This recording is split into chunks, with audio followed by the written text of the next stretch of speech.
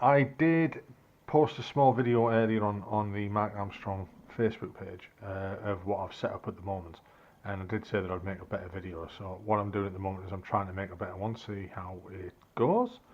What I've got here is I've got a G29 Logitech wheel with a shifter and a button box that I've made, a small dodgy handbrake that I've made, an old doubled-in DVD sat-nav Android out of a car, a dashboard that I've made, a little monitor, a laptop screen that I've put an adapter on, so it makes it another screen, runs on HDMI, and 3 bits of software that we've got running. So the real cockpit connector is made by a guy in Germany, and it's sim-pc.de if you want to go and have a look at that. Good bit of kit.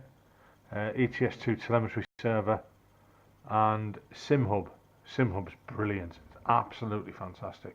Made by a French guy whose name on his Discord and race department where he shares it about is called whatever, and it's brilliant.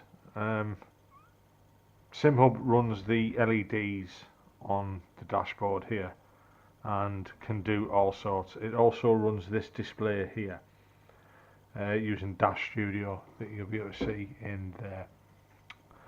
It uses Arduinos. You don't have to use the real ones, you can get the fake ones, and it works fine with them. The ETS2 telemetry is used for putting the information onto a web page. It's a server, and that's running on there. That's connected to my home network via Wi-Fi and displays that. To get the dash running here, it's an old BMW dashboard, and that's using the real cockpit connector. It connects through that again, it's using an Arduino. I know people use like rev burners and stuff like that, and they cost a lot of money. This costs next to nothing. It costs you the cost of an Arduino Mega or an Arduino Mega clone, and then you can run it on there. It cost me about 25 quid for the dash itself that I got off eBay. What else we've got running? We've got not dashboard, sorry, I'll say that again. We've got the button box that I've made myself, and in there's a USB made by a guy called Leo Bodnar. That's a 32-bit USB, 32 button USB board that you can do all sorts with. So I've got switches on there, I've got a lock button, I've got a key, buttons, a switch there, one there for the fuel because that locks. And in this one I've got another one of these boards. This is really small and looks tatty, but you know, I'll work on that.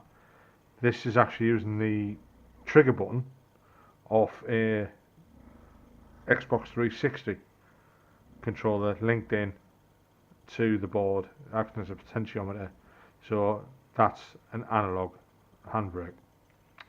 So let's just go back to Euro Truck and show you. Alright. Okay, so we're back in Euro Truck. Here we go. I'll start the truck up. So as you can see, the dashboard's there. First turn of the key, start the electrics. Okay. Second, hopefully it'll start the truck. And you can see the revs working on there. The gear indicator, again, that's running on SimHub. It's just awesome, I love it. So into gear, handbrake's on, take that off. The speedo doesn't work straight away. Unfortunately, I need to fiddle about with that, get it going. Third, fourth, fifth, sixth. You can see speed's coming up now on the dash. When I get it there, what I do is I flick this switch up, and then I'm into 7th.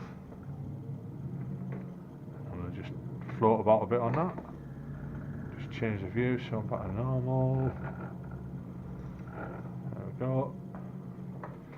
I'm into 12th there, and if I want to go into, it's a 16 speed gearbox, so I'll just flick that all the way down, and then into 13, 14, 15, 16, as you can see. So there you go. I'll just pause it there, stop, apply the handbrake, turn the truck off, and we're off. So there you go.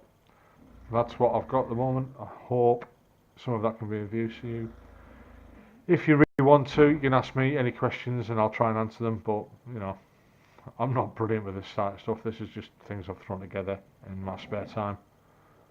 Okay, so there you go. Thanks very much for watching and Happy New Year.